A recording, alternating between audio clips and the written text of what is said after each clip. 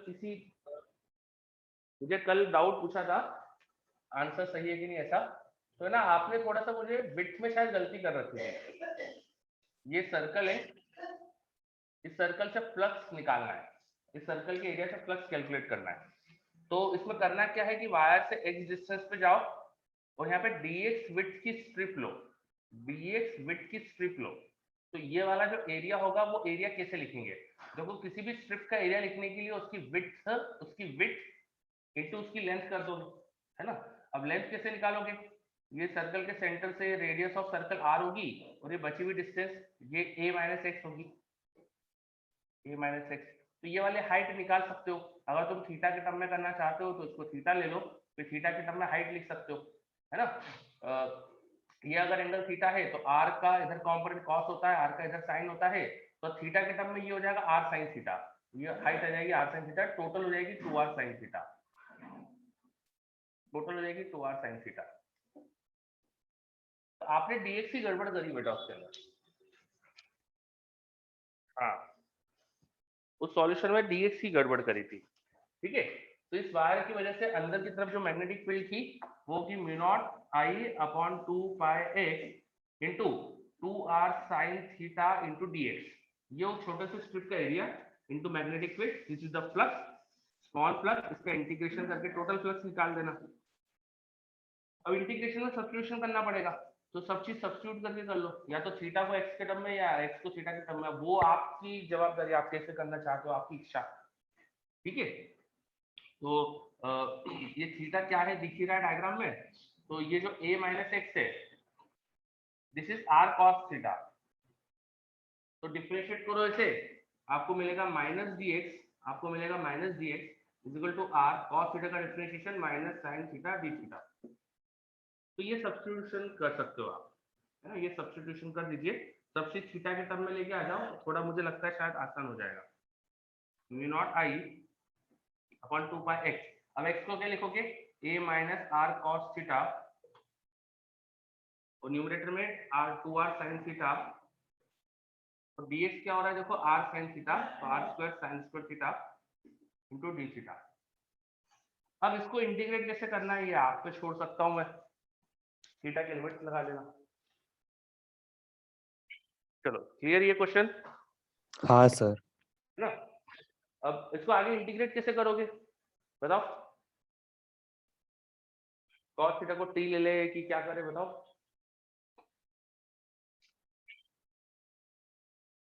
गोपाल बोल रहा है समझ नहीं पड़ रहा कैसे करना है। अरे तो आपने इंटीग्रेशन मैथ्स में अच्छे से कर चुके हो यार, तो आपको ऐसे कई क्वेश्चंस करे हैं आपने तो, ठीक है,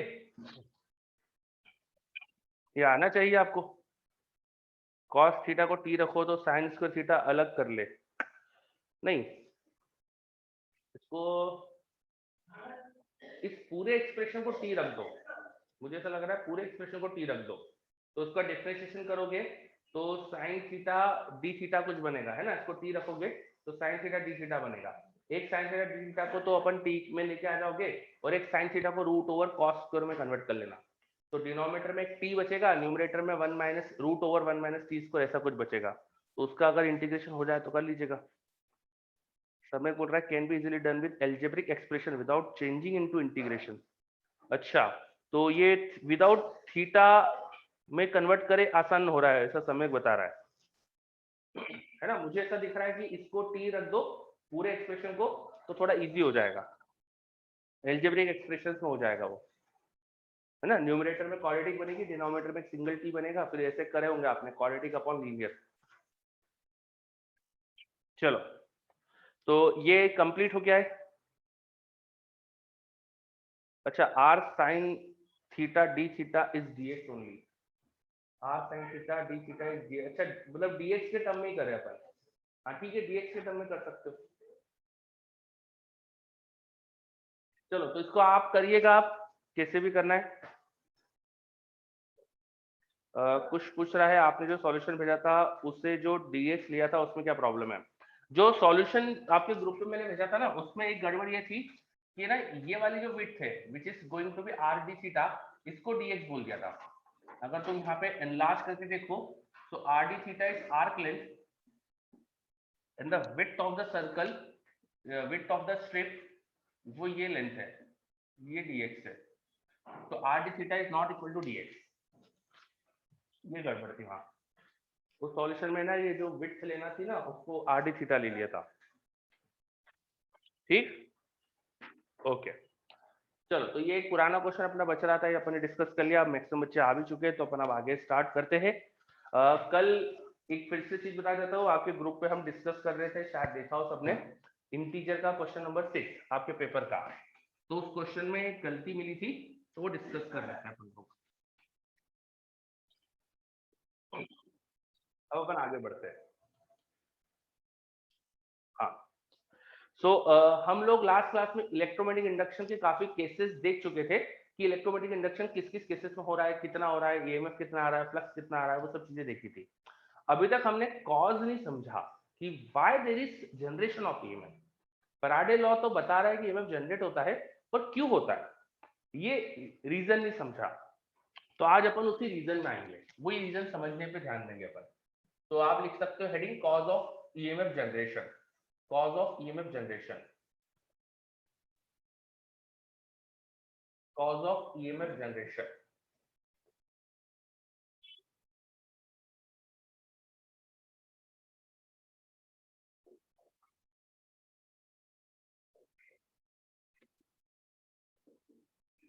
देखो, अगर हम जितने भी केसेस हमने पढ़े उनको हम समझने की कोशिश करें, सारे केसेस को अगर आप ध्यान से देखो, तो या तो वहां पर कंडक्टर का मोशन इन्वॉल्व होता है, या तो वहां पर कंडक्टर का मोशन इन्वॉल्व होता है, motion of conductor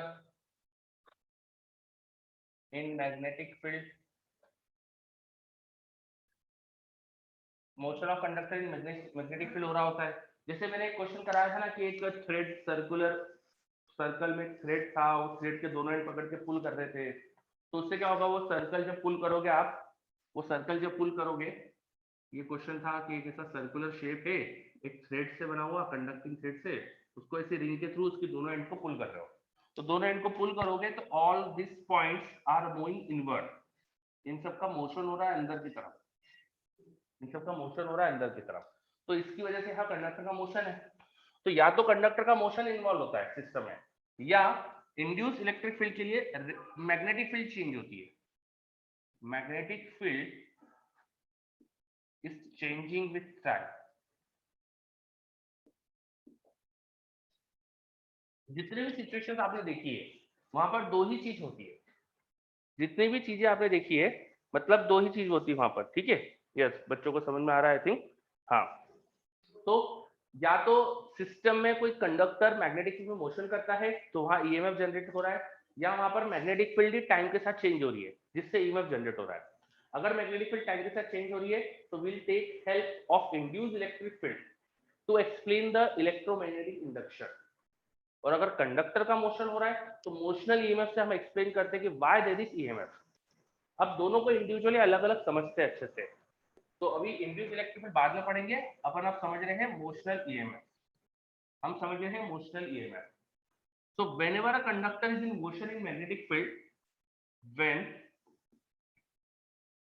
conductor is in motion in magnetic field, induced EMF is generated।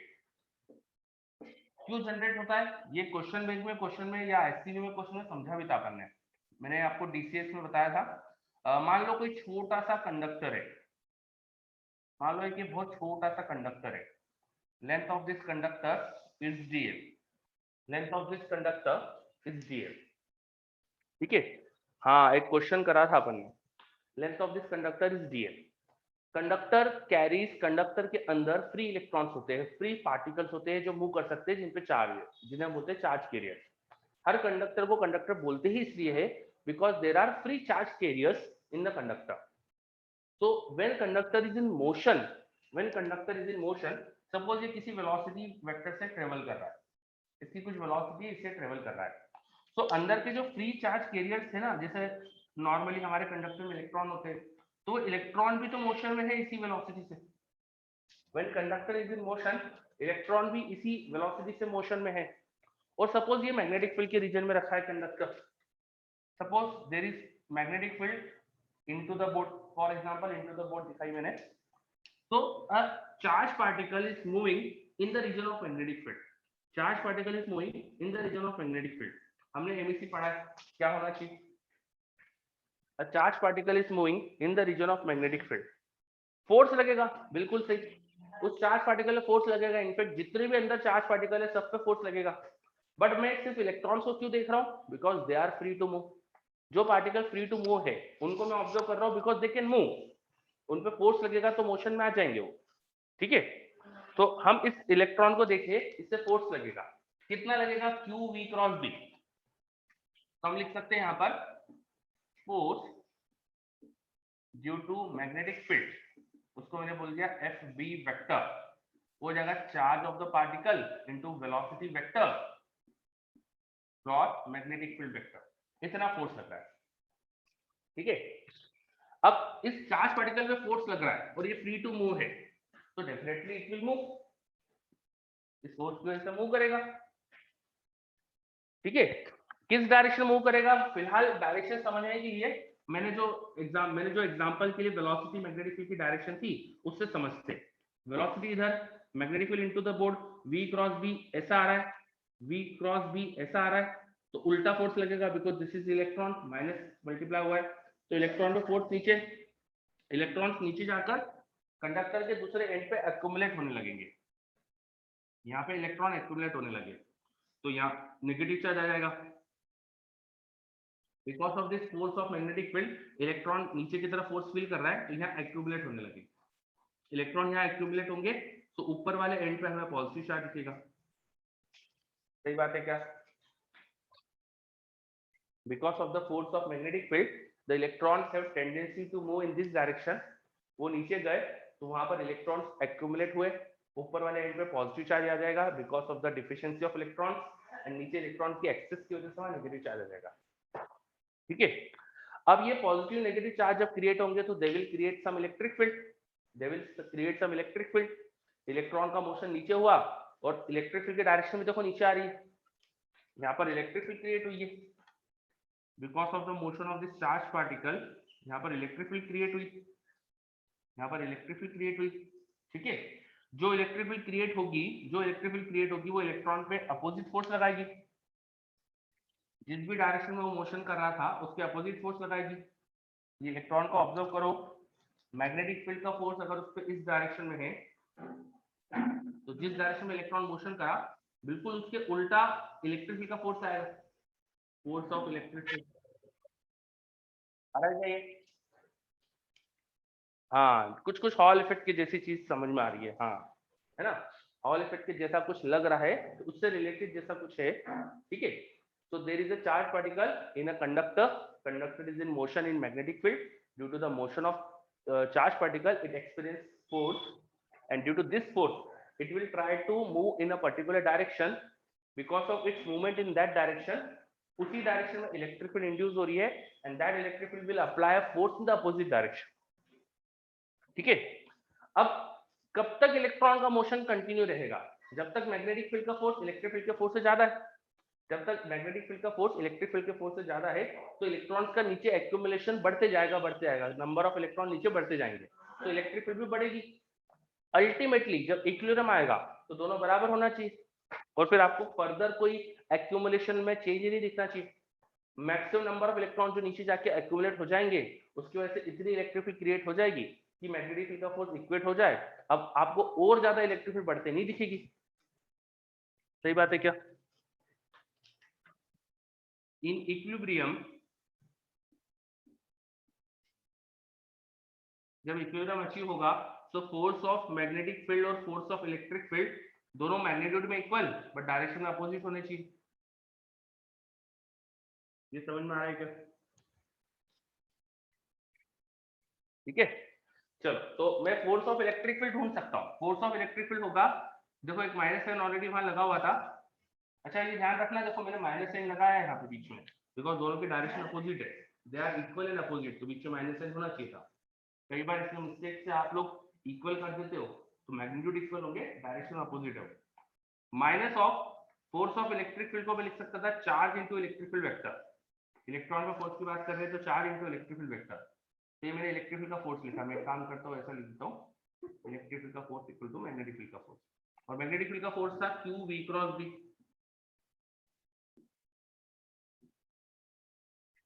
ये लिखा मैंने, minus e cancel, minus e cancel, तो इलेक्ट्रिक फील्ड का नेगेटिव कितना डेवलप हुआ है मुझे पता चल गया। Minus e vector should equal to b vector cross b vector. यहां तक कोई डाउट? मटेरियल के अंदर इक्विलिब्रियम में कितनी इलेक्ट्रिक फील्ड जनरेट हो रही होगी वो हमें पता चल गई। When a conductor is in motion in magnetic field में मोशन कर रहा है conductor, it experiences some force and due to the force अंदर इलेक्ट्रॉन्स का मोशन होता है, एक कॉर्नर पे इलेक्ट्रॉन दूसरे पे पॉजिटिव चार्ज, इसकी वजह से इलेक्ट्रिक फील्ड क्रिएट होती है, that electric field is this. हाँ ठीक है। सो मेरे पास एक डाउट आया, फोर्स में माइनस साइन क्यों लगाया मैंने बताया ना कि दोनों अपोजिट है, डायरेक्शन में अपोजिट है, तो दोनों का मैग्नीट्यूड इक्वल और डायरेक्शन में अपोजिट। ऐसे वेक्टर एक दूसरे के एंटी वेक्टर होते हैं ना, एक दूसरे के एंटी पैरेलल है ना। चलो ठीक है। बुरहाउद्दीन बोल रहा है एमएससी में देखा था ये केस। हाँ एमएससी में भी करा था ऐसे कुछ हमने। अब इलेक्ट्रिक फील्ड इनटू डिस्प्लेसमेंट कर दिया जाए, ये डीएल वेक्टर कर दिया जाए, electric field into DL vector, तो डीएल वेक्टर के अलावा मुझे पोटेंशियल डिफरेंस मिल जाएगा ना। मैं चाहूँ अगर यहाँ से यहाँ का पोटेंशियल डिफरेंस फाइंड करना, इन दोनों पॉइंट्स के बीच में जो पोटेंशियल डिफरेंस है वो मैं फाइंड करना चाहता हूँ। Opposite to the direction of electric field potential higher होगा, यहाँ लोअर होगा। तो एक काम करते हैं, हम डीएल को वेक्टर बना लेते हैं, डीएल को वेक्टर बना लेते हैं। ये मैंने डीएल वेक्टर असाइन करा, मैंने डीएल वेक्टर असाइन करा, ठीक है। अब हमने इलेक्ट्रोस्टैटिक्स में पढ़ा है the potential difference, potential difference कैसे निकालते हैं, दो पॉइंट्स के बीच का potential difference, minus of integration of electric field from initial point two final point. अब क्योंकि हमने छोटा सा लेंथ लिया है तो simply minus of E vector dot DL vector, ये हमको पोटेंशियल डिफरेंस दे देगा। Minus of E vector dot DL vector हमको पोटेंशियल डिफरेंस दे देगा, ठीक है। कंडक्टर के दोनों एंड्स का जो पोटेंशियल डिफरेंस है वो simply minus E dot DL कर सकते हैं अपन। तो पोटेंशियल डिफरेंस हमें मिल चुका है, ई वेक्टर की वैल्यू रख दो, तो v cross b dot dl, और dl को आगे पीछे रख सकते हो। This is a scalar triple product, तो स्केलर ट्रिपल प्रोडक्ट के सारे रूल्स यहाँ लगा सकते हो आप, इसको ऐसा भी लिख सकते हो, कोई फर्क नहीं पड़ता। डॉट प्रोडक्ट को ऐसा भी कन्वर्ट कर सकते हैं। तो जो पोटेंशियल डिफरेंस जनरेट हुआ है इसका रीजन क्या है, ये इलेक्ट्रिक फील्ड है ना। लेकिन ये इलेक्ट्रिक फील्ड आई क्यों, एक तरह से चार्ज के मोशन से आई। तो चार्ज के मोशन के लिए जो फोर्स उसमें फील हो रहा था, चार्ज के मोशन पे जो फोर्स फील हो रहा था, ठीक उतनी ही इलेक्ट्रिक फील्ड क्रिएट हुई होगी ना, चार्ज उतना ही इलेक्ट्रिक फील्ड का फोर्स आया होगा ना। तो चार्ज के मोशन के लिए जो फोर्स रिस्पॉन्सिबल था उतना ही इलेक्ट्रिक फील्ड की वजह से फोर्स है। चार्ज के मोशन के लिए जो फोर्स रिस्पॉन्सिबल था उससे ईएमएफ जनरेट होता है। हम ईएमएफ हमने डिफाइन करा था इलेक्ट्रोमोटिव फोर्स, ये वो चीज है जिसकी वजह से कंडक्टर्स में इलेक्ट्रॉन्स का मोशन होता है। कोई बैटरी ईएमएफ क्रिएट करती है which causes charge to flow within the terminals, ऐसे, ठीक है।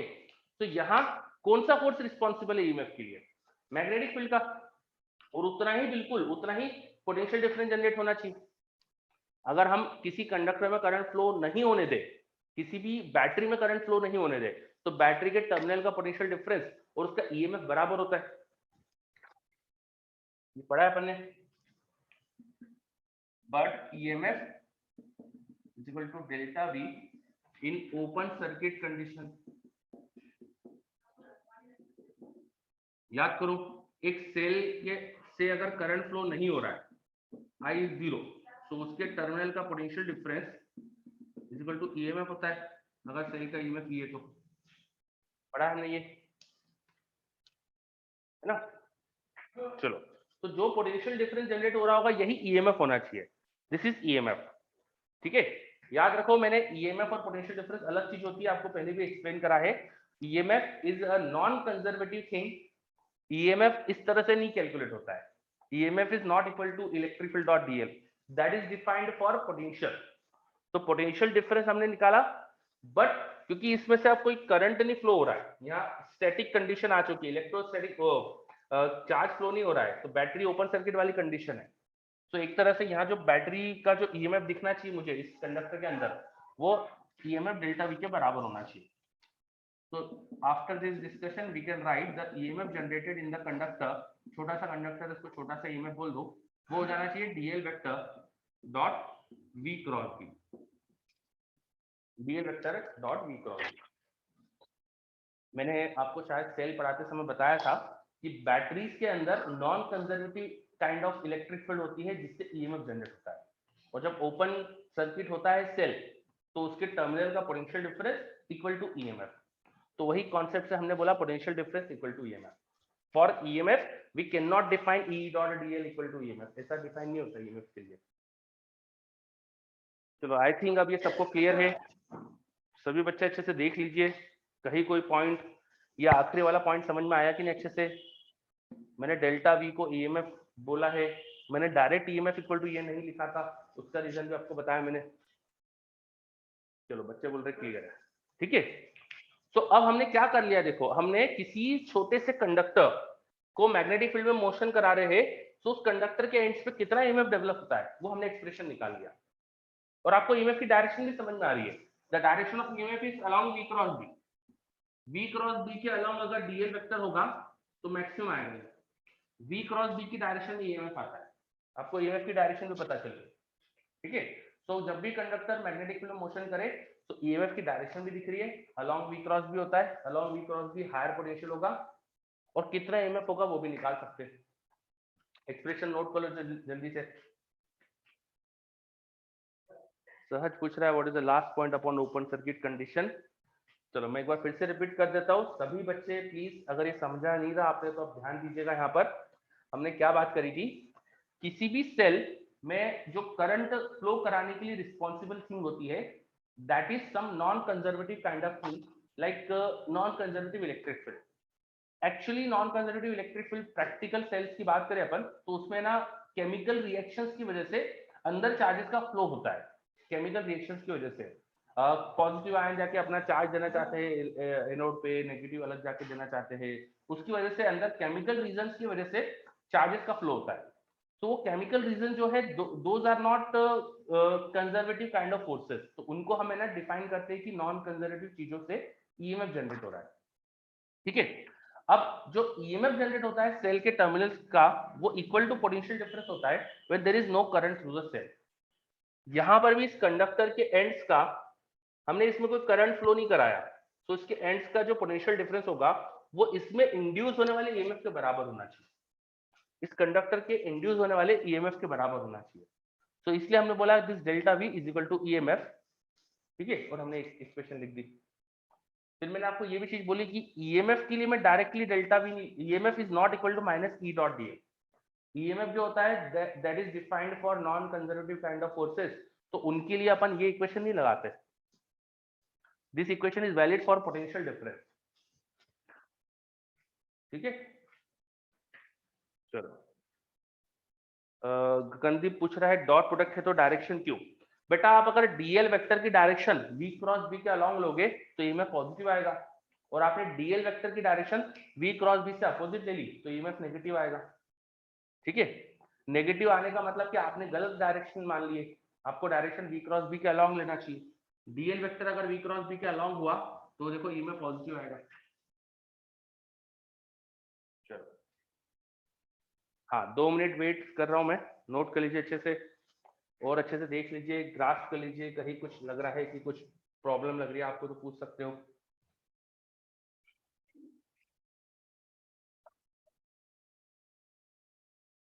ये लास्ट पॉइंट जो है कि ईएमएफ और पोटेंशियल डिफरेंस को हमने इक्वेट करा, तो ये बच्चों को बहुत ट्रिवियल सा लगता है कई बार, पर ये बहुत डेप्थ वाला पॉइंट है कि EMF is not equal to potential difference, it is equal to potential difference only in the open circuit condition.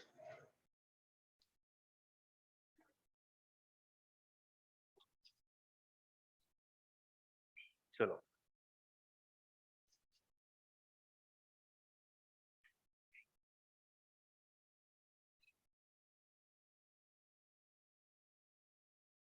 And potential वाले पॉइंट में अच्छे से समझा था ये। हाँ, एक कुछ एंड पोटेंशियल वाले पॉइंट में अच्छे से समझा था ये। कहाँ समझा था ये मैंने शायद बैटरी में बताया था आपको, ये वाला पॉइंट है ना, जब अपन सेल वगैरह पढ़ रहे थे तो सेल के टर्मिनल, हाँ टर्मिनल पोटेंशियल डिफरेंस, उसको टर्मिनल पोटेंशियल डिफरेंस कहते हैं, ठीक है। हाँ, तो टर्मिनल पोटेंशियल डिफरेंस वाला जो पॉइंट है वहां समझा था अपन ने पॉइंट, बैटरीज में बताया था आपको। कोई बात नहीं। सो हम तो whenever a conductor is in motion in magnetic field, उसमें इन ईएमएफ कितना इंड्यूस होता है उसका एक्सप्रेशन आ चुका है हमारे पास। अब मैंने छोटा सा कंडक्टर की लेंथ ली है तो उसमें कितना ईएमएफ है वो पता है। बड़े कंडक्टर में क्या होगा अब आप कर सकते हो। किसी बड़े कंडक्टर में क्या करेंगे, और अ लॉन्ग कंडक्टर, अब छोटे छोटे ईएमएफ को इंटीग्रेट कर लेंगे, टोटल ईएमएफ हो जाएगा integration of DL vector dot V cross B. उस पूरे बड़े कंडक्टर को ऐसे छोटे छोटे पोर्शन में तोड़ देंगे, हर छोटे पोर्शन का ईएमएफ कितना है वो निकाल के ईएमएफ को एडअप कर देंगे। तो बिकॉज बैटरी जब सीरीज में कनेक्ट होती है तो उनका ईएमएफ डायरेक्टली जोड़ा जा सकता है। तो ऐसे ही टोटल ईएमएफ निकालने के लिए ये चीज करी जा सकती है ना। एक छोटा सा ईएमएफ एक छोटी सी बैटरी जैसा मान सकते हो। यहाँ पे छोटी सी बैटरी है और जो भी बैटरीज है वो कंडक्टर में सीरीज में लगी हुई है, तो उनका ईएमएफ एडअप कर लो, सीरीज में नेट ईएमएफ मिल जाता है। तो वो रिलेशन हम यहाँ पे लगा सकते हैं। चलो, तो अब ये एक्सप्रेशन हमारे लिए बन गया टोटल ईएमएफ निकालने के लिए। अब इसके कुछ स्पेशल केसेस देखते, स्पेशल केसेस देखते। तो मैं इधर का पोर्शन हटा सकता हूँ, अब नोट हो चुका है पूरा, है ना, ठीक है। तो ये हटा रहा हूँ। इंड्यूस इलेक्ट्रिक फील्ड को बाद में पढ़ेंगे अपन, अभी इमोशनल ईएमएफ पे कॉन्सेंट्रेट करते हैं।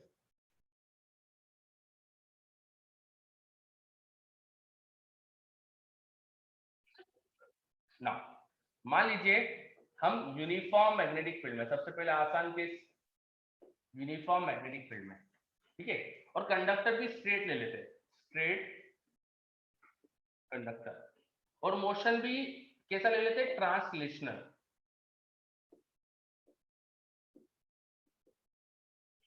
ठीक है, यूनिफॉर्म मैग्नेटिक फील्ड तो आप समझते ही है, हर जगह एक जैसी मैग्नेटिक फील्ड है। तो मैं क्रॉस में दिखा रहा हूँ, हर जगह एक जैसी मैग्नेटिक फील्ड है। स्ट्रेट कंडक्टर ले लेते हैं, कंडक्टर कोई आर्क वार्क के शेप में नहीं है, एकदम सीधा सीधा कंडक्टर है, लाइक दिस, एक रॉड जैसा कंडक्टर है, ठीक है। और ट्रांसलेशनल मोशन हो रहा है। What do we mean by translational motion, ये बताओ जल्दी से। ट्रांसलेशनल मोशन का मतलब क्या, किसी किसी पॉइंट ऑब्जेक्ट के लिए ट्रांसलेशनल मोशन डिफाइन होता है क्या, पहली चीज तो नो, बिल्कुल सही है ना भाई। पॉइंट ऑब्जेक्ट के लिए तो अपन लीनियर मोशन, रेक्टिलिनियर मोशन को अलग अलग तरह से डिफाइन करते हैं। Translation motion word is used for rigid bodies, बड़े ऑब्जेक्ट जिनका कुछ डायमेंशन है, ऐसे ऑब्जेक्ट के लिए अपन ट्रांसलेशनल, रोटेशन, ये सब वर्ड से अपन मोशन डिफाइन करते हैं। तो ट्रांसलेशन मोशन का मतलब क्या होता है, a rigid body, a body which is just collection of a lot of point objects, उनके सारे पॉइंट बिल्कुल सेम वेलोसिटी से ट्रेवल करें, किसी भी इंस्टेंट पे हर पॉइंट की वेलोसिटी सेम हो, सब जगह वेलोसिटी सेम हो, तो ऐसे मोशन को बोलते हैं ट्रांसलेशनल मोशन। इसमें कोई रोटेशन नहीं होता, तो बॉडी इस तरह से कुछ ट्रेवल कर रही है, एक पॉइंट के रिस्पेक्ट में दूसरे किसी भी पॉइंट की वेलोसिटी निकालोगे तो जीरो आ जाएगा। ऐसे मोशन को बोलते हैं ट्रांसलेशनल मोशन, ठीक है। एक पॉइंट के रिस्पेक्ट में किसी दूसरे पॉइंट की वेलोसिटी निकालोगे रिलेटिव तो जीरो हो जाएगी, because every point is going with same velocity, है ना। तो इसे बोलते हैं ट्रांसलेशनल। अब वो वेलोसिटी किसी भी डायरेक्शन में हो सकती है। तो मान लो वेलोसिटी v वेक्टर है, मैंने एग्जांपल के लिए ऐसा बना दिया, पर वो आप किसी भी डायरेक्शन में ले सकते हो। फिलहाल मैं काम करता हूँ, एंगल पे दिखाता हूँ, ऐसे एंगल पे दिखा दिया, ठीक है।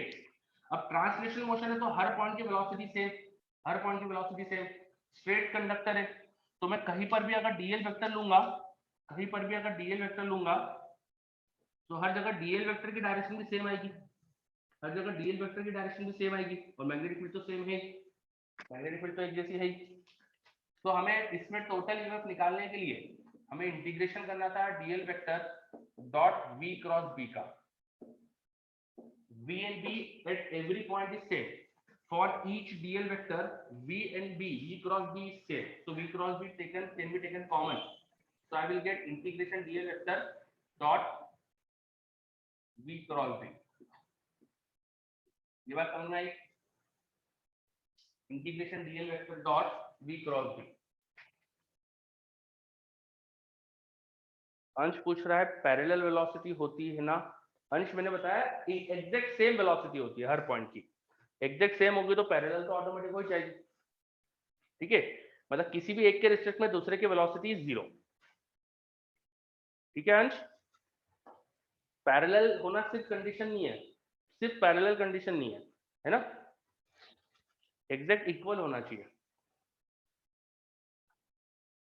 अंश क्या है, पॉइंट क्लियर हो गया? ओके चलो, तो हर पॉइंट की वेलोसिटी सेम, हर जगह मैग्नेटिक फील्ड सेम, दोनों का क्रॉस प्रोडक्ट में इंटीग्रेशन से बाहर ले सकता हूं। तो I will get integration DL vector. Integration DL vector का मतलब क्या हो जाएगा, छोटे छोटे डीएल वेक्टर का एडिशन करोगे तो I can treat integration DL vector as the total length vector of the rod. उसको रॉड का टोटल लेंथ वेक्टर लिख सकता हूं मैं, है ना। भाई छोटे छोटे डीएल वेक्टर का इंटीग्रेशन करोगे तो you will get the total length vector of the rod. तो आप ईएमएफ को अब लिख सकते हो L vector dot V cross B. क्या है, समझ में आया? ठीक है, हमने एक स्पेशल केस देखा कि ट्रांसलेशनल मोशन हो रहा है यूनिफॉर्म मैग्नेटिक फील्ड में स्ट्रेट कंडक्टर का, तो उसका ईएमएफ आ गया। ठीक, अब यहाँ पे इंटीग्रेशन करने की जरूरत नहीं, सीधा L dot V cross B करना है। ठीक है, अच्छा ये करते करते आपको एक चीज समझ में आ रही होगी कि डीएल वेक्टर मान लो आर्क जैसा शेप का भी होता कंडक्टर, कंडक्टर स्ट्रेट ना होता, किसी भी रैंडम शेप का भी होता तब, और वी और बी मान लो सेम ही होते, कंडक्टर चाहे स्ट्रेट हो या किसी भी शेप का हो, रैंडम शेप। तो रैंडम शेप में भी तो ये कॉन्सेप्ट लगा सकते हो, कंडक्टर जब किसी रैंडम शेप का होगा लाइक दिस, ऐसे किसी रैंडम शेप का कंडक्टर है, तब भी तो इंटीग्रेशन डीएल वेक्टर को आप उसका इफेक्टिव लेंथ वेक्टर बना सकते हो।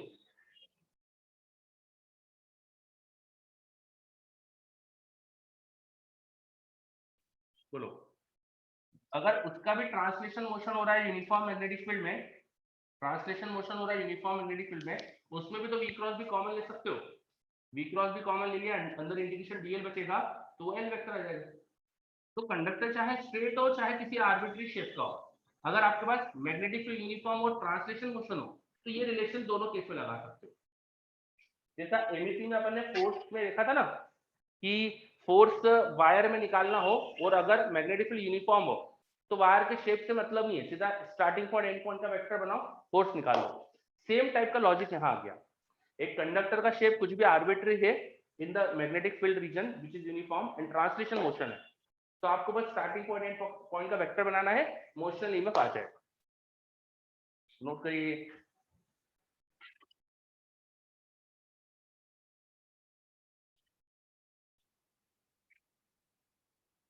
चलो, तो यूनिफॉर्म मैग्नेटिक फील्ड में किसी स्ट्रेट कंडक्टर या रैंडम शेप के कंडक्टर का ट्रांसलेशन मोशन हो तो कितना ईएमएफ आता है वो समझा अपन ने, है ना। इसी को थोड़ा सा और अभी आगे इसमें डिटेल देखते हैं, बाद में बाकी चीजें करेंगे। स्ट्रेट कंडक्टर को ही आगे पढ़ते हैं अपन, स्ट्रेट और यूनिफॉर्म मैग्नेटिक फील्ड का केस आगे पढ़ते हैं।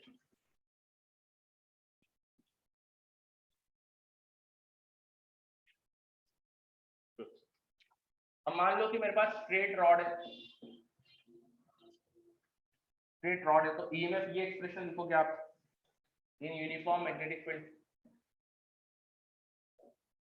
Translation motion. ठीक है, तो मान लीजिए रॉड है, uniform magnetic field into the board,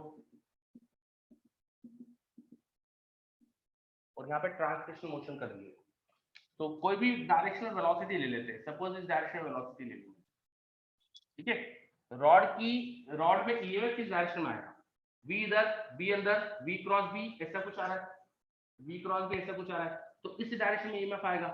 इस डायरेक्शन का कंपोनेंट ये है, हम डॉट प्रोडक्ट भी करते हैं रॉड की लेंथ वेक्टर से, तो इस डायरेक्शन में ईएमएफ आएगा। तो कौन सा एंड हायर पोटेंशियल पे होगा और कौन सा एंड लोअर पोटेंशियल पे होगा वो दिख गया। कैसे दिखा, बाय v क्रॉस b। तो एक पॉइंट आपको ध्यान रखना है, direction of EMF is along v cross b। v cross b की डायरेक्शन देखो, उस डायरेक्शन में जो भी एंड रॉड का आ रहा हो वहां पे हायर पोटेंशियल होगा, नीचे लोअर पोटेंशियल होगा। पहली चीज तो ध्यान रखना है। दूसरी चीज, अब v क्रॉस b करेंगे, v क्रॉस b तो ऐसे एंगल पे आने वाला है, v क्रॉस b की डायरेक्शन तो ये आने वाली है, ये। अगर मैं रॉड का परपेंडिकुलर डायरेक्शन से वेलोसिटी का एंगल थीटा देखूं, रॉड की परपेंडिकुलर डायरेक्शन से वेलोसिटी का एंगल थीटा देखे, तो फोर्स की जो डायरेक्शन आएगी उसका और एल वेक्टर का भी थीटा एंगल होगा, v क्रॉस b और एल वेक्टर का भी थीटा एंगल होगा, है ना। ये हमने एल वेक्टर बनाया, एल वेक्टर और v क्रॉस b का भी थीटा एंगल होगा। तो अब अगर हम ईएमएफ लिखेंगे तो हमें करना था dot product of L vector dot v cross b। मेरे ध्यान से देखो, v और b तो परपेंडिकुलर लिए है, तो ये दोनों तो परपेंडिकुलर थे, इनका मैग्नीट्यूड, दो वेक्टर का डॉट प्रोडक्ट कैसे करते हैं, दोनों का मैग्नीट्यूड, एल वेक्टर का magnitude L, v cross b का मैग्नीट्यूड और दोनों के बीच में एंगल का कॉस। तो कॉस ये वाला एंगल, ये 90 मिनट थीटा थीटा ही होगा ये भी, ठीक है, that is also theta. v cross b को कैसे लिखेंगे, हो जाएगा v का मैग्नीट्यूड b का मैग्नीट्यूड, दोनों के बीच में एंगल का साइन, दोनों के बीच में एंगल 90 डिग्री है तो sin 90, ये आ गया relation blv cos theta। now v cos theta is v perpendicular, v cos theta is v perpendicular। तो आप इसको ऐसे लिख सकते हो, l v perpendicular b, l v perpendicular b। और अगर आप ध्यान से देखो तो l v perpendicular b, now तीनों म्यूचुअली परपेंडिकुलर है, l v perpendicular and b तीनों म्यूचुअल परपेंडिकुलर है, l v perpendicular और b तीनों म्यूचुअल परपेंडिकुलर है।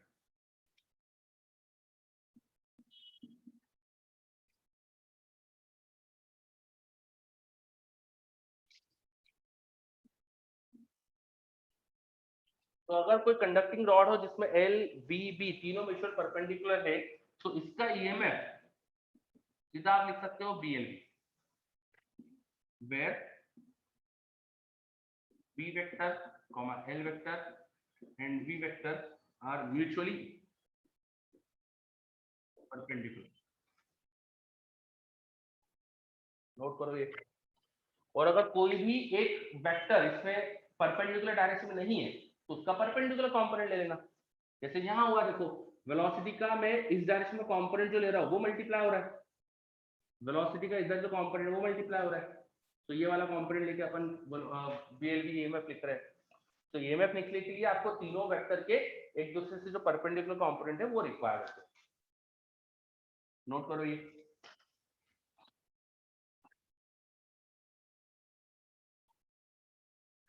किसी स्ट्रेट कंडक्टर में कितना मोशनल ईएमएफ आता है, BLV। कितना मोशनल ईएमएफ आता है, BLV, where BLV are mutual perpendicular components of magnetic field velocity and length। Length के परपेंडिकुलर वेलोसिटी कंपोनेंट ले लो और मैग्नेटिक फील्ड का भी इन दोनों से परपेंडिकुलर कंपोनेंट ले लो, मल्टीप्लाई करो, you will get the EMF.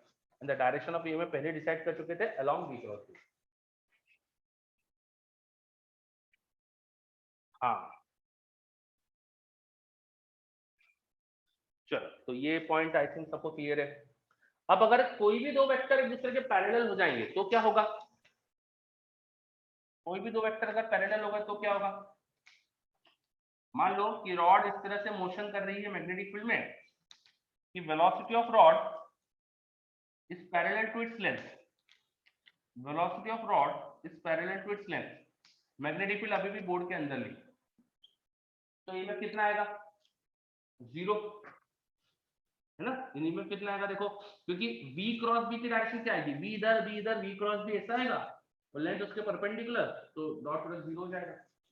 अब देखो यहाँ पे तीन वेक्टर का डॉट प्रोडक्ट है, आप वेक्टर जब पढ़ोगे तो आपको पता चलेगा कि scalar triple product, this is called scalar triple product, this is maximum when the three vectors are mutually perpendicular and this becomes 0 when any two of them are parallel। ठीक है, तो ईएमएफ इस केस में 0 if any two of B, L and B are parallel.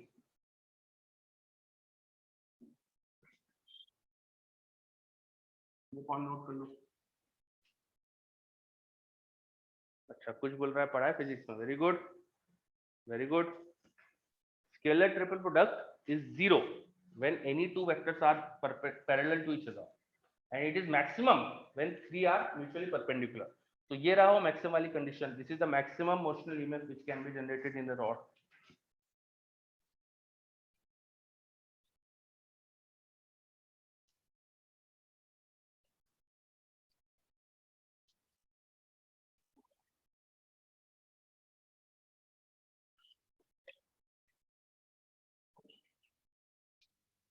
Okay, rod का motional EMF clear सबको?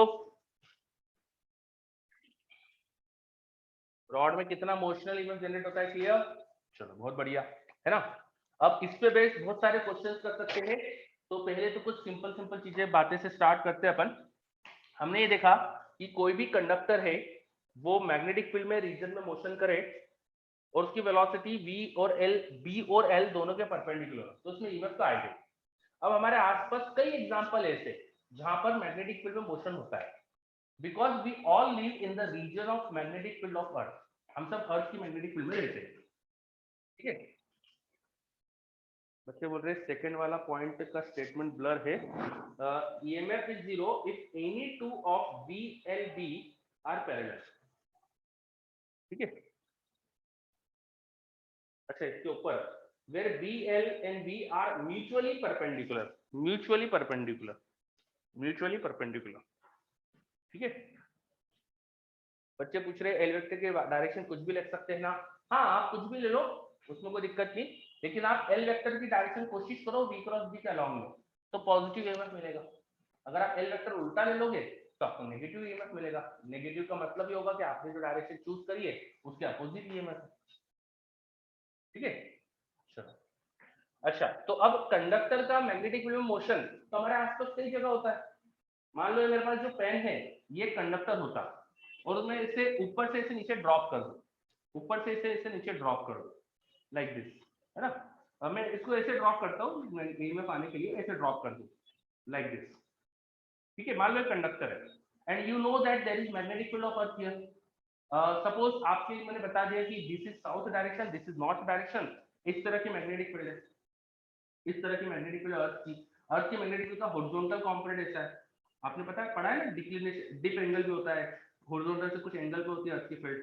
फिलहाल मान लो कि हॉरिजॉन्टल है, we are at magnetic equator, just example के लिए मान लो कि हॉरिजॉन्टल फील्ड है और कंडक्टर को मैंने इसे ड्रॉप करा, तो length of this conductor is perpendicular to magnetic field and the velocity is also coming perpendicular, तो इसमें ईएमएफ आएगा, है कि नहीं, है ना। तो ये एक एग्जांपल हो गया। whenever a conducting rod is just dropped, conducting rod is placed in east west direction, the magnetic field is in north south direction and the velocity is becoming downward directed, तो इसमें EMF आएगा।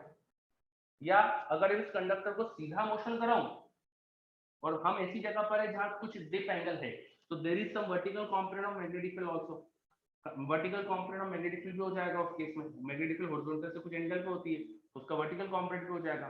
तो conductor को ऐसे motion कराऊं तो vertical magnetic field की वजह से ईएमएफ आ जाएगा, जैसा होता है सभी व्हीकल्स में, कार बस ट्रक ट्रेन सब में जो पहियों के बीच में एक्सल होता है ना, वो अगर कार ट्रेवल कर रही हो मान लो फ्रॉम साउथ टू नॉर्थ, कोई कार ट्रेवल कर रही है मान लीजिए फ्रॉम साउथ टू नॉर्थ, तो कार के ऐसे ट्रेवल करने से वो हमेशा अर्थ की मैग्नेटिक फील्ड का वर्टिकल कंपोनेंट कट करेगी। कार ऐसे उसका एक्सेल ट्रेवल करेगा और वर्टिकल अर्थ की फील्ड वो कट करेगी, तो कार के एक्सेल में ईएमएफ आएगा, है ना।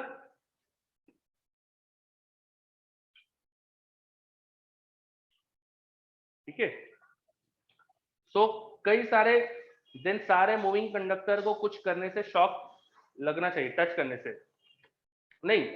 हम बस मोशनल ईएमएफ आने की बात कर रहे हैं भाई, शॉक लगने के लिए वो ईएमएफ उतना ज्यादा भी तो होना चाहिए, ईएमएफ इतना ज्यादा होना चाहिए कि आपकी बॉडी से सफिशिएंट करंट आ पाए, तब शॉक लगेगा। तो मैं फिर से बताता हूँ, मान लीजिए कि कोई कार है, बोर्ड पे लिखते हैं हम, just a minute,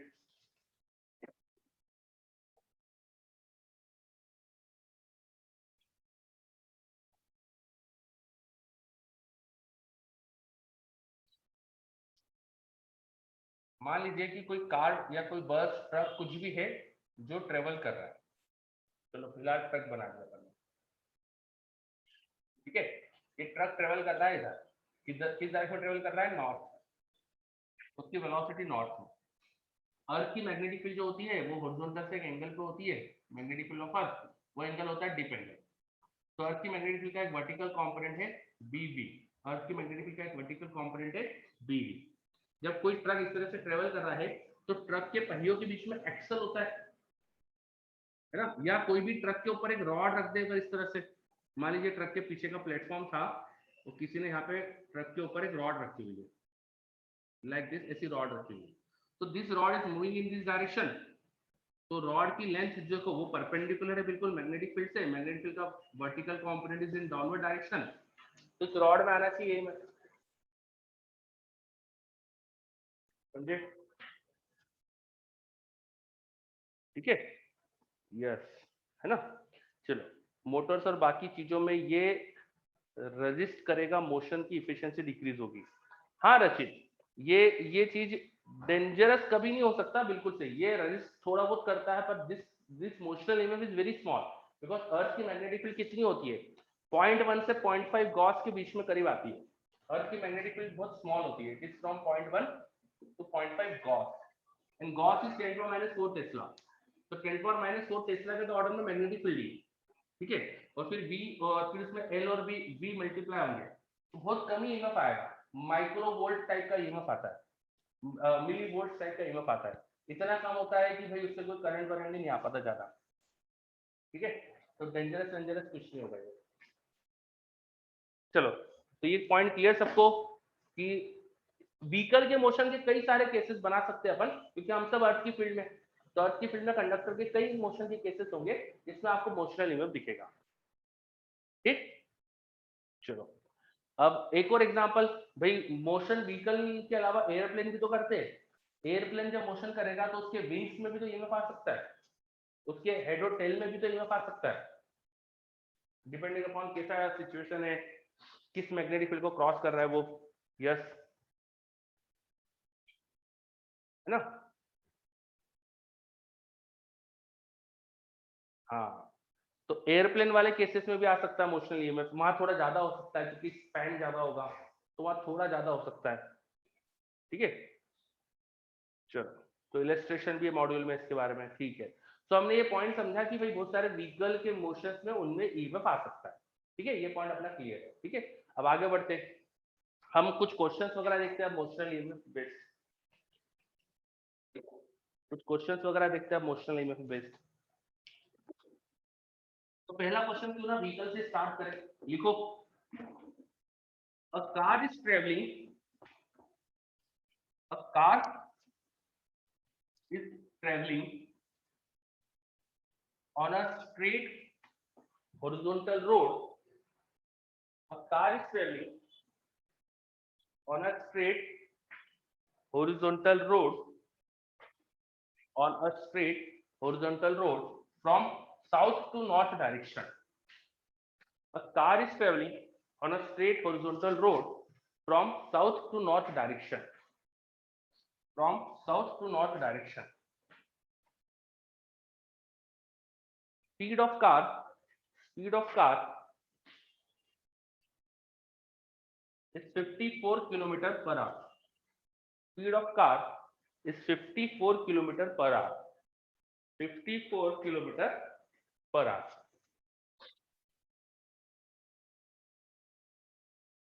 Width of car, width of car, width of car is nearly 1 meter. Width of car is nearly 1 meter. Width of car is nearly 1 meter.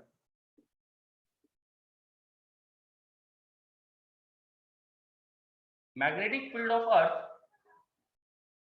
magnetic field of Earth is 0.5 Gauss.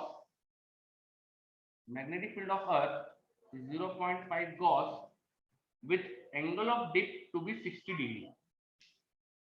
Magnetic field of Earth is 0.5 Gauss with angle of dip to be 60 degree. magnetic field of earth is 0.5 Gauss with angle of dip to be 60 degree. Normally देखो magnetic field of अर्थ नहीं देते लोग, अर्थ की field का horizontal component देते हैं। मैंने थोड़ा सा आपके लिए मैग्नेटिक फील्ड ऑफ अर्थ ही दे दिया, ठीक है। Magnetic field of earth is 0.5 gauss. So आपके पास एक कोई कार है, अभी बोर्ड पे मेरे पास ट्रक बना है तो ट्रक मान लो, तो कोई कार ट्रक कुछ है जिसकी विड्थ जो दिख रही है ना वो 1 मीटर है, ठीक है। वो ट्रेवल कर रहा है 54 किलोमीटर पर आवर की स्पीड से, और अर्थ की मैग्नेटिक फील्ड आपको दे दी है मैंने 0.5 गॉस, एंगल ऑफ डिप भी दे दिया है। तो बताओ कार की बॉडी में कितना ईएमएफ आ रहा होगा। Find EMF induced in the cars body, EMF induced in the cars body. Car की विड्थ दी है 1 मीटर, नॉट लेंथ। लेंथ में तो ईएमएफ आएगा ही नहीं, बिकॉज लेंथ जो होगी वो वेलोसिटी के पैरेलल हो जाएगी, तो उसमें तो ईएमएफ आएगा ही नहीं, विड्थ में आ सकता है।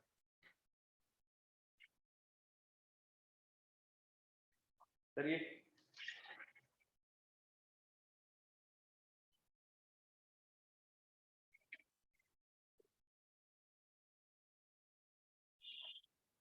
करो ये क्वेश्चन, ये हो जाए उसका और लिख रहा हूँ यहाँ पे question.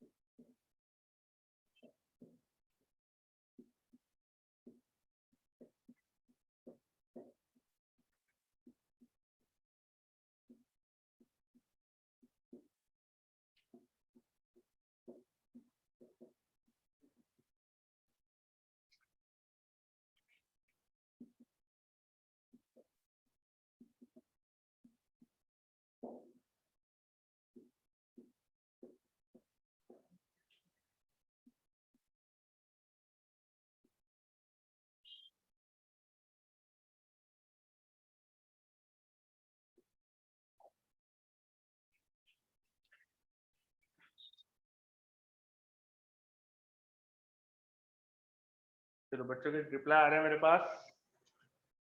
Velocity of car was 54 kilometre per hour, तो उसको पहले तो मीटर पर सेकंड में कन्वर्ट करना, 54 into 5/18, तो ये कितना हो जाएगा 15 मीटर पर सेकंड, ठीक है।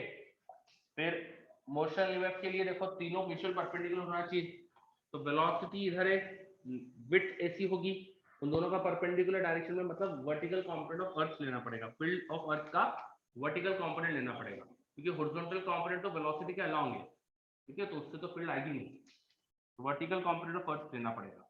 तो बी कितना होगा, वो होगा 0.5 गॉस का, इधर कॉस इधर साइन, साइन 60 कंपोनेंट मतलब √3/2 कंपोनेंट, साइन 60 कंपोनेंट, ठीक है। बस अब तीनों म्यूचुअल आप परपेंडिकुलर है, मल्टीप्लाई कर दो, ये में हो जाएगा बी 0.5 √3/2 गॉस मतलब 10⁻⁴ टेस्ला ना, एल इज 1 मीटर और वेलोसिटी इज 50, just multiply कर दो, you will get your answer 15 into 0.5 7.5/2, so 7.5/2 into √3 into 10⁻⁴ volt, ये आ जाएगा आंसर। अभी थोड़ा सा अरेंज वगैरह कर लीजिएगा आप इसको कैलकुलेट। चलो क्या क्लियर है ना। तो कुछ बच्चों का 3.8 आ रहा है, कैलकुलेशन शायद 3.8 बन रही होगी, देख लीजिएगा आप, ठीक है। यस देखो नेक्स्ट क्वेश्चन वो हो जाए तो नेक्स्ट क्वेश्चन, अगला क्वेश्चन, एक रॉड है, इसके कॉर्नर के कोऑर्डिनेट दिए हुए, देखो आपको this is a conducting rod, जिसके कॉर्नर के कोऑर्डिनेट गिवन है आपको, सब मीटर्स में है, ठीक है। Velocity of rod they the, rod is moving, उसकी वेलोसिटी वेक्टर दिया है, रीजन में मैग्नेटिक फील्ड है वो दिया है, ईएमएफ निकालना है, करो। चलो बच्चे बता रहे हैं इसका 6.4 आ रहा है, ठीक है, वो कर लीजिएगा कैलकुलेशन, आप देख लीजिएगा क्या आ रहा है।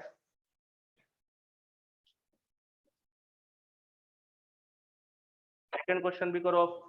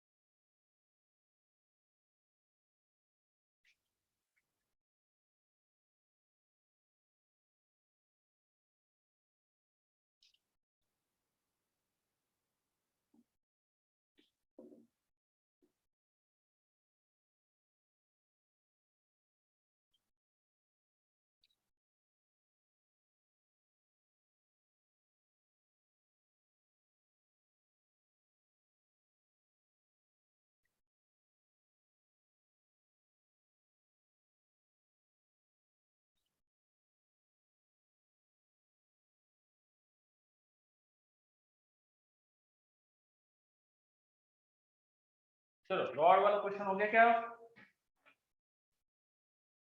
Yes okay. तो रॉड वाले क्वेश्चन में हमको देखो एंड पॉइंट्स के कोऑर्डिनेट दिए, तो मैं लेंथ वेक्टर बना सकता हूं। उसका लेंथ वेक्टर हो जाएगा, डिफरेंस लेके बनाओ तो 3i, 3 - 2 3 - 1 2j, 5 - 1 4k, ये लेंथ वेक्टर बन गया। अब फॉर्मूला लगाना है, सिंपल सी बात है। तो ईएमएफ होगा L vector dot B cross B. अब ट्रिपल प्रोडक्ट करो, तो डिटर्मिनेंट से करते हैं इसको, तो मुझे ऐसा याद है 3 2 4, फर्स्ट वेक्टर के कंपोनेंट्स लिख दो, सेकंड वेक्टर के कंपोनेंट लिख दो 1 1 2, और लास्ट वेक्टर के कंपोनेंट लिख दो -1 1 4। डिटर्मिनेंट ओपन करो, you will get your answer. ये करते हैं ना,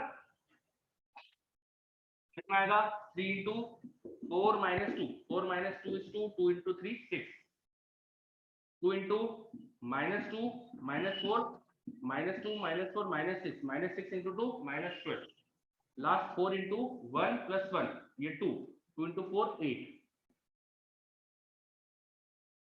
8 8 6 14 -12 2 वोल्ट आंसर। और मैंने लेंथ वेक्टर किधर लिया था? देखो मैंने लेंथ वेक्टर लिया था P to Q, मैंने Q के कोऑर्डिनेट माइनस P के कोऑर्डिनेट करे और पॉजिटिव आ गया, इसका मतलब Q हायर पोटेंशियल पर है।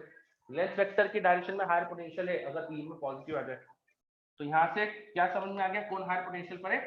Q, Q is that higher. ठीक है, चलो क्या समझ में आ गया सेकंड क्वेश्चन अच्छे से?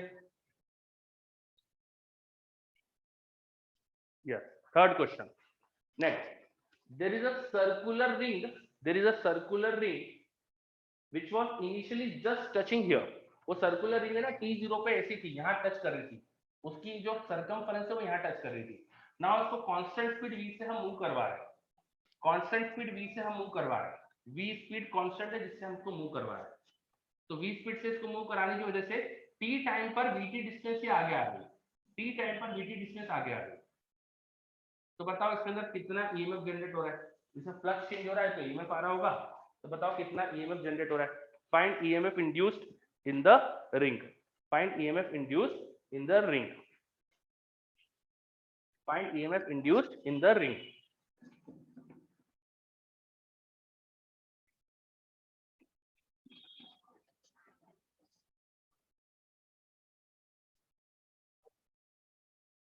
करिए।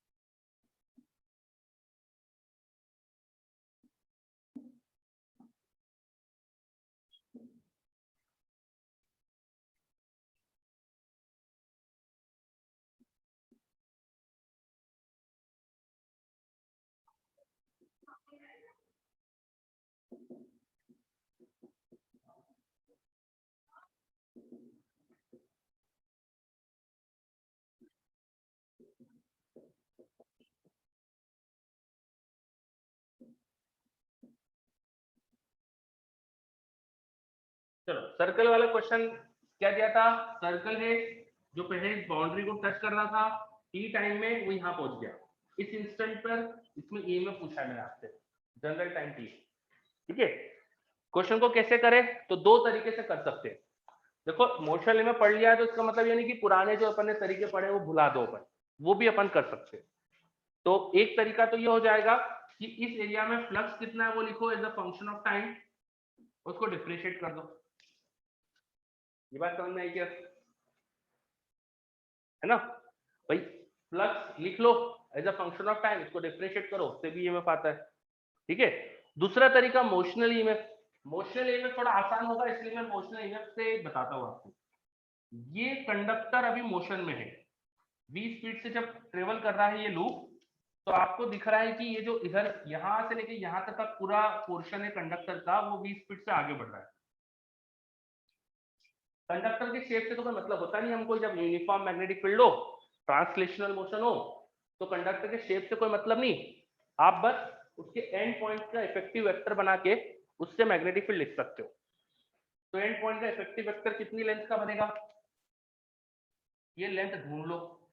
ये लेंथ कैसे ढूंढेंगे, रेडियस ऑफ सर्कल पता है, ये vt, तो बची हुई डिस्टेंस क्या होगी, r minus VT, r minus VT r, तो ये निकल जाएगा। देखो इफेक्टिव लेंथ कितनी आने वाली है, 2 time root over r square minus r minus VT का whole square, this is r minus VT, this is r, तो ये लेंथ आ गई, इस लेंथ का डबल, ये effective length BLV answer. Velocity, magnetic field और लेंथ तीनों म्यूचुअल परपेंडिकुलर है, तो ये आ गया ईएमएफ। एक स्टेट में आंसर आएगा अगर मोशनल ईएमएफ से करो तो। बाकी बेसिक तरीका तो है आपके पास, एरिया लिखो, एरिया से भी कर सकते हो। समझ में आ रहा है?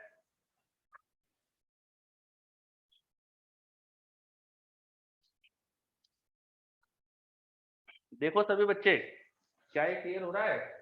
ये पूरा जो कंडक्टर है इसके शेप से तो कोई मतलब नहीं, इसका इफेक्टिव लेंथ देखो, स्टार्टिंग पॉइंट एंड पॉइंट का वेक्टर, ये लेंथ हो जाएगी, this length, velocity, magnetic field तीनों म्यूचुअल परपेंडिकुलर है, तो BLV मोशनल ईएमएफ। चलो विघ्नेश को भी क्लियर, वेरी गुड विघ्नेश। और अब एरिया वाले से भी करना है आपको, वो ऐसा नहीं कि नहीं करोगे, वो भी ट्राई करो, सब कुछ आना चाहिए हमको, कभी क्या जरूरत पड़ जाए हमें क्या पता। तो एरिया भी लिखने की इसकी पता कैसे लिखे पता होना चाहिए, है ना? ठीक है, तो बताओ अब इसका एरिया से लिखना चाहते हैं, फ्लक्स लिखकर आप ईएमएफ निकालना चाहते हैं, तो क्या करते, कैसे करते बताओ?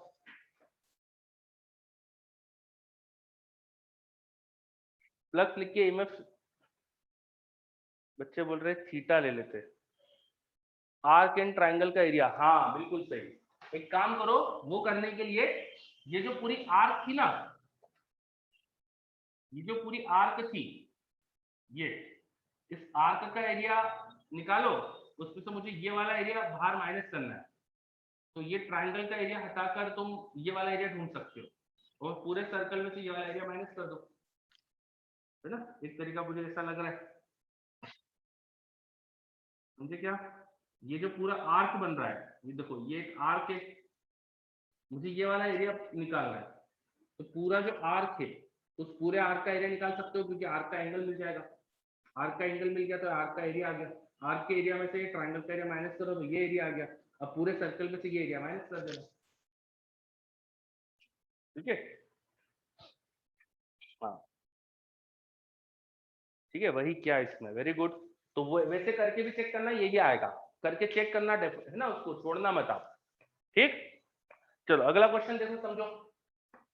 नेक्स्ट क्वेश्चन में मेरे पास है ना दो कंडक्टिंग रेल्स है, दीज आर प्योर कंडक्टर, दो कंडक्टिंग रेल्स है जो स्टैटिक है, ये स्टैटिक है, बीच में 60 डिग्री का एंगल है।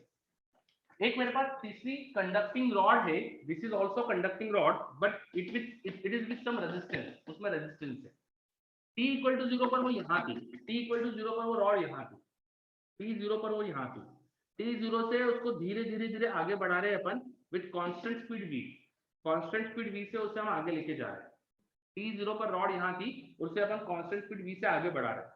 ठीक है, तो कंडक्टिंग रॉड का कुछ पोर्शन यहाँ आ रहा है, ईएमएफ कुछ आ रहा होगा, आपको इस लूप में करंट कितना वो बताना है, इस लूप में करंट कितना आएगा वो बताना है, find induce current in the loop as a function of time. करो, induce current in the loop as a function of time.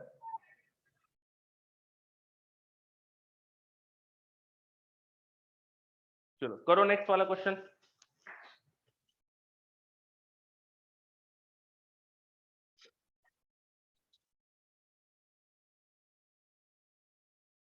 कुछ कुछ बोल रहा है स्टार्टिंग कौन का यूज किया पिछले क्वेश्चन में, स्टार्टिंग कंडीशन का यूज किया। हाँ पिछले क्वेश्चन में स्टार्टिंग कंडीशन का यूज करा ना अपन ने। भाई ये डिस्टेंस bt कैसे समझ में आया अपन को, ठीक है, ये डिस्टेंस bt कैसे समझ में आया। यशवर्धन पूछता है इक्विलेटरल ट्रायंगल का यूज कर सकते हैं। हाँ तो मैंने तुमको एंगल दिया है, देखो 60 डिग्री है, ये 60 डिग्री है, ये मैंने दिया है आपको, ये दिया है 60 डिग्री और सिमेट्रिक सिचुएशन ऊपर नीचे। चलो अथरो का जवाब आ गया मेरे पास करंट का, ठीक है। अथरो एक बार वो चेक कर लो कहीं कुछ मिस्टेक तो नहीं हो रही है ना, मुझे अभी पता नहीं मुझे आपका आंसर सही है कि गलत है, टाइम है तो चेक कर लो। चलिए करिए सभी बच्चे, 1 मिनट दे रहा हूँ मैं आपको।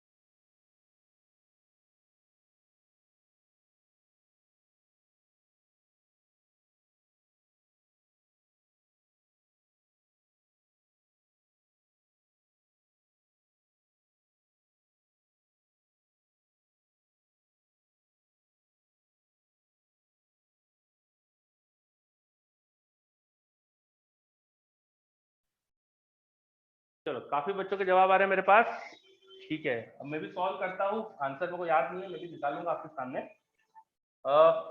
t0 पर कंडीशन ये थी रॉड ई टाइम पर यहाँ पहुंची तो ये डिस्टेंस bt होना चाहिए, दिस डिस्टेंस इज bt। ये बात समझ में आई कि नहीं, ये डिस्टेंस bt, ये bt, ये टोटल 60 तो half angle 30, this half angle is 30, half angle 30। vt का vt डिस्टेंस पता चल गई तो vt का tan कंपोनेंट ये होना चाहिए, vt tan 30 is this is vt tan 30, this is vt tan 30, मतलब vt by root 3, this is vt by root 3, this is also vt by root 3। तो टोटल ये आपको लेंथ मिल गई यहाँ से यहाँ की 2vt by root 3। ये सब बातें समझ में आई क्या, यहाँ तक कोई डाउट? चलो कोई डाउट नहीं है, ठीक है ना। बस अब तो कुछ भी नहीं बचा, ये इफेक्टिव लेंथ दिख गई कितनी है कंडक्टर की, जिसमें करंट जो ईएमएफ के लिए रिस्पॉन्सिबल रहेगी। भाई हमारे लूप में जो ईएमएफ आएगा वो इतनी इतनी लेंथ की वजह से तो आएगा, बाहर जो ईएमएफ जनरेट होगा वो तो यहाँ करंट प्रोड्यूस ही नहीं करा सकता, इस लूप में जो ईएमएफ है वही यहाँ करंट प्रोड्यूस करा सकता है। तो कितना ईएमएफ होगा, वेलोसिटी इधर बी अंदर वी क्रॉस बी, ऐसा ईएमएफ आएगा। यू कैन इमेजिन कि यहाँ पर ऐसी बैटरी लगी हुई है, कितने ईएमएफ की लगी हुई है, कितने ईएमएफ की लगी हुई है वो निकाल लेते हैं अपन। वो हो जाएगा B L V, B length is 2vt by root 3, velocity is v, B L V ये आ गया ईएमएफ। अब करंट के लिए रेजिस्टेंस से डिवाइड करेंगे तो इस सर्किट में रेजिस्टेंस कितना होगा, देखो यही लेंथ में रेजिस्टेंस है, कितना रेजिस्टेंस होगा 2vt by root 3 into lambda। तो ईएमएफ बाय रेजिस्टेंस करो which is 2vt by root 3 into lambda, so you will get induced current। देखो ये 2vt by root 3 तो कैंसिल हो गया, तो बचा bv upon lambda। वह इजी सिंपल सा आंसर आ गया, bv upon lambda, बिल्कुल सही। चलो क्या क्लियर है क्वेश्चन? वेरी गुड, ठीक है जस्ट अ मिनट, अगला क्वेश्चन देखते हैं।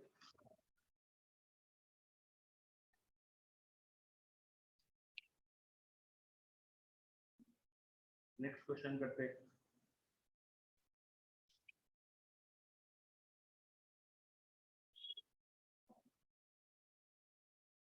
एक रेजिस्टेंस आर है, यहाँ पर रॉड है, इसको कांस्टेंट स्पीड से चलाया जा रहा है, दिस लेंथ इज एल, सब जगह कंडक्टर है, सब प्योर कंडक्टर, पूरे स्पेस में यूनिफॉर्म मैग्नेटिक फील्ड है इनटू द बोर्ड, पूरे स्पेस में यूनिफॉर्म मैग्नेटिक फील्ड है इनटू द बोर्ड, ठीक है। तो बताओ इस सर्किट में इंड्यूस करंट कितना है, इस सर्किट में इंड्यूस करंट कितना है बताओ, आसान क्वेश्चन है तो तुम्हारे लिए, इस सर्किट में इंड्यूस करंट कितना है बताओ।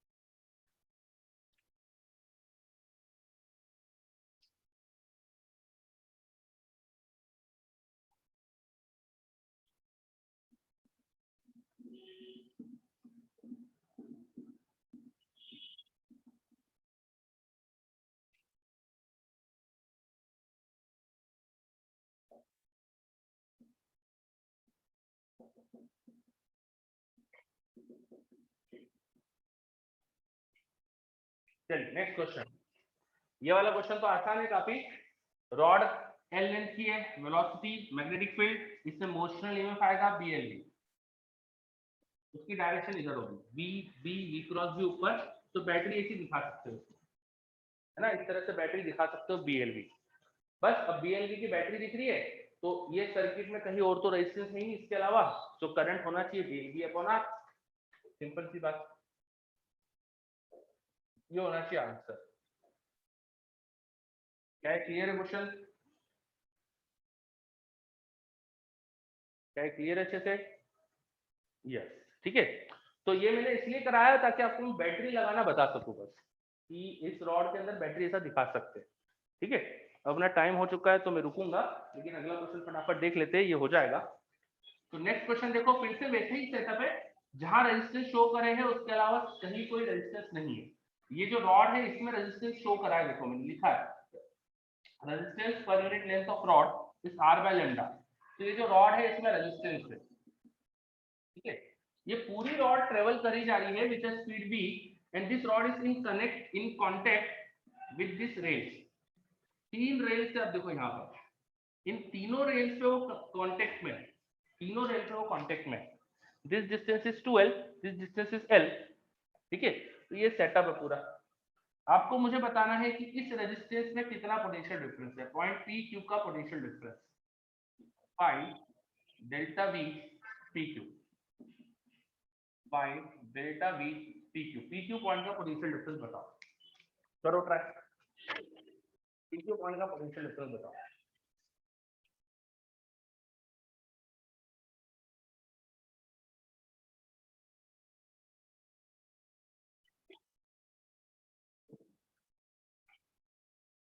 अच्छा एक और चीज, आज मैंने बीबी 2 और 3 का बोला था डिस्कशन का, तो मुझे तो किसी बच्चे ने डाउट बोला ही नहीं, मैंने पूछा था कि कोई डाउट है क्या, तो सबने मना कर दिया था, तो सबको क्लियर है ना, मैं मान लो ना बीबी 2 एंड 3 पूरा हो गया, चलो है ना, तो मैंने एक बार कंफर्म कर लिया आपसे, ठीक है। और एक और चीज, एससीबी के क्वेश्चन चालू कर दो, पिछली क्लास में बोला था 40 क्वेश्चन तक तो हो ही जाएंगे, आई थिंक अपन ने बात भी करी थी कि अप टू 40 क्वेश्चन तो हो ही जाएंगे, उसके आगे के भी कर सकते हो, अब तो 40 तक तो कर ही लो कम से कम।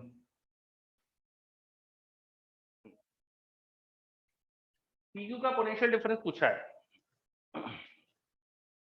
तो कैसे करेंगे इसको, करने के लिए वही फंडा की यहाँ जैसे मोशनल ईएमएफ जो था उसको बैटरी जैसा शो कर दिया ना, तो यहाँ पर भी बैटरी जैसा शो कर दो, इस पोर्शन में लेंथ 2l है, लेंथ 2l है, ध्यान से देखना, लेंथ 2l, तो मोशनल ईएमएफ कितना होगा, v इधर, v अंदर, v क्रॉस v ऊपर की तरफ होगा, कितना होगा BLV।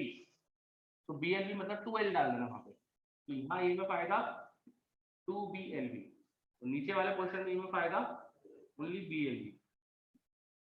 अच्छा रेजिस्टेंस भी दिया, देखो रॉड के अंदर रेजिस्टेंस भी है R/L, तो इस लेंथ में जो 2L है उस पर रेजिस्टेंस भी होगा, कितना रेजिस्टेंस होगा यहाँ पे 2R, नीचे भी रेजिस्टेंस होगा, कितना रेजिस्टेंस होगा यहाँ पे R/L × L करोगे तो R। एक तरह से सर्किट बन गया, एक तरह से सर्किट बन गया हमारे पास। आई हैव अ सर्किट, यहाँ पे R रेजिस्टेंस है, यहाँ पे एक R रेजिस्टेंस है, यहाँ बैटरी और एक 2R रेजिस्टेंस है, बैटरी का ईएमएफ है 2BLV। नीचे भी एक सर्किट है, यहाँ पे 2R रेजिस्टेंस है, यहाँ कुछ भी नहीं है, और एक बैटरी और एक रेजिस्टेंस है, रेजिस्टेंस यहाँ पे BLV है, बैटरी BLV है और रेजिस्टेंस R है, और मुझे इस बीच वाला रेजिस्टेंस का पोटेंशियल डिफरेंस चाहिए। तो कैसे कर सकते हैं, नोडल पोटेंशियल डिफरेंस के लिए इसको 0 मान लो, इसको V मान लो, नोडल लगाओ, एक इक्वेशन में काम हो जाएगा तुम्हारा, हो जाएगा क्या, है ना। यस, तो सम्यक का आंसर आ रहा है BLV/5, तो मुझे लगता है यही होना चाहिए आंसर, BLV/5। आप चेक कर लीजिएगा यहाँ का पोटेंशियल डिफरेंस BLV/5 है क्या, चेक कर लीजिएगा। अब कैसे करना है, तो अभी बताया मैंने नोडल से करना है, अब नोडल से करना तो आपको आता है, तो उसमें मुझे नहीं लगता कि आप गलती करोगे, मुझे लगता है वो अच्छे से कर लोगे आप, तो ये फिर आपको छोड़ रहा हूँ, ठीक है। तो बैटरी किस साइड लगेगी ये समझ नहीं आया, देखो जो कंडक्टर मोशन में है ना, ये कंडक्टर मोशन में था तो इसमें ईएमएफ आ रहा है, तो इस कंडक्टर के अंदर बैटरी दिखा देंगे, ठीक है, और यहां से यहां का इफेक्टिव ईएमएफ यहाँ बीच में दिखा देंगे, समझ में आ रहा है बुराउद्दीन। मोशनल ईएमएफ जो कंडक्टर मोशन है उसमें होता है, तो उसमें शो कर देना है सेल अपन को बैटरी, ठीक। चलो, तो आपका क्योंकि मैं टाइम और हो चुका है, तो आज रुकता हूं मैं यहाँ पर। मोशनल ईएमएफ पे मुझे ये वाला जो क्वेश्चन है ना, इसके और केसेस बताने हैं। मोशनल ईएमएफ में अभी सिर्फ ट्रांसलेशनल मोशन देखा, रोटेशन नहीं देखा, वो देखेंगे, वेरिएबल मैग्नेटिक फील्ड का सिचुएशन देखेंगे, तो कई चीजें बाकी है, अभी 100% सब कुछ हुआ नहीं, तो मोशनल ईएमएफ पूरा करेंगे अपन अगली क्लास में, उसके आगे फिर अपन इंड्यूस इलेक्ट्रिक फील्ड वाला कॉन्सेप्ट समझेंगे, ठीक है। चलो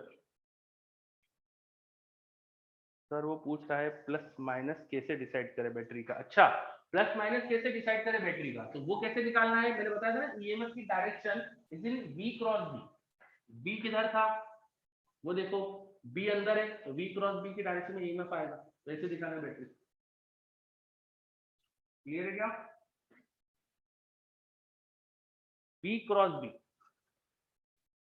चलो, तो अब रुकते हैं अपन, टाइम हो चुका है ना, ओके, चलो बाय सबको, उनके वाला भी हो, मिलते नेक्स्ट क्लास में, करके आइएगा होमवर्क वगैरह।